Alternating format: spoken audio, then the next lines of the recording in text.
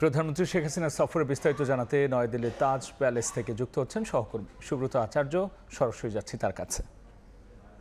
নিঃসন্দেহে এটি একটা অভূতপূর্ব মুহূর্ত। আপনি জানেন যে দুই দেশের কূটনৈতিকদের তৎপরতা এবং প্রধানমন্ত্রীকে যখন বিমানবন্দরে অভ্যর্থনা জানানোর পর এখনও পর্যন্ত রাষ্ট্রীয় যা আচার সেটি কিন্তু নিঃসন্দেহে দৃষ্টান্ত স্থাপন করে।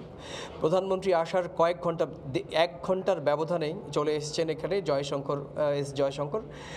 তিনি 5টা 40 ঢুকেছেন এবং এখনও পর্যন্ত প্রধানমন্ত্রীর সঙ্গে তার বৈঠক চলছে। আমরা জানতে পেরেছি যে প্রধানমন্ত্রীর সঙ্গে সৌজন্য বৈঠকটির পর জয়শঙ্কর ভারতের পররাষ্ট্রমন্ত্রী তিনি হয়তো সাংবাদিকদের সঙ্গে কিছু আলোচনা করতে পারেন, কিন্তু তার থেকে বড় কথা হচ্ছে যে আজকের এই বৈঠকটি আগামীকালের যে বহু প্রত্যাশিত দুই সরকার প্রধানের যে বৈঠক, সেই বৈঠকের রূপরেখা আজকে কিন্তু চূড়ান্ত হয়েছে। আপনারা জানেন যে আগামীকাল সকাল 9টা থেকেই বাংলাদেশের সরকার প্রধানের যে ঠাসা কর্মসূচি, রাষ্ট্রীয় কর্মসূচি, সেটি শুরু হবে রায়সিনহা হিল থেকে এবং শেষও হবে রায়সিনহা হিলে গিয়ে।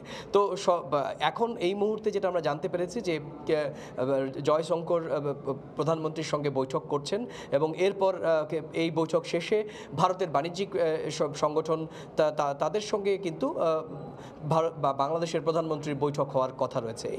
এই বৈঠকের দিকেও কিন্তু নজর রয়েছে শিল্পমহল। আপনি জানেন যে ভারত এবং বাংলাদেশের মধ্যে যে বাণিজ্যিক ভারসাম্যহীনতার যে সম্পর্ক রয়েছে সেইটাও কিন্তু এটা অনেকটা সাম্যের দিকে মসৃণ করার যে উদ্যোগ সেটি কিন্তু ভারতের পক্ষ থেকে নেওয়া হবে। আপনি জানেন যে ভারত এবং বাংলাদেশের মধ্যে যে দুটো বিষয়ে সবচেয়ে তিক্ততা ছড়াচ্ছে সেটি হচ্ছে তিস্তা ইস্যু এবং ভারসাম্যহীন বাণিজ্য সম্পর্ক। এই বাণিজ্য সম্পর্ককে কিছুটা ভারসাম্যহীন মুক্ত করতে গেলে যে বিশেষ কোটা বা বাণিজ্যিক সুবিধা দেওয়ার ক্ষেত্রে ভারত কিন্তু এবার ইতিবাচক ভূমিকা পালন করবে বলেও এখনও পর্যন্ত কূটনৈতিক যারা রয়েছে তারা নিশ্চিত করছেন।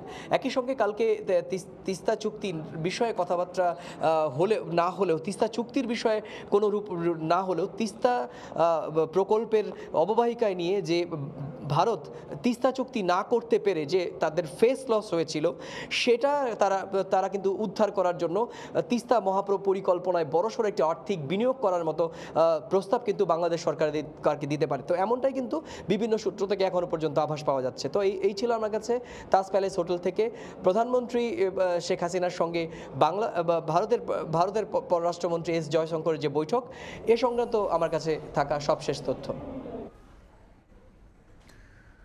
প্রধানমন্ত্রী ভারত সফরে বিস্তারিত জন্য আমরা সরাসরি ছিলাম নয়াদিল্লিতে।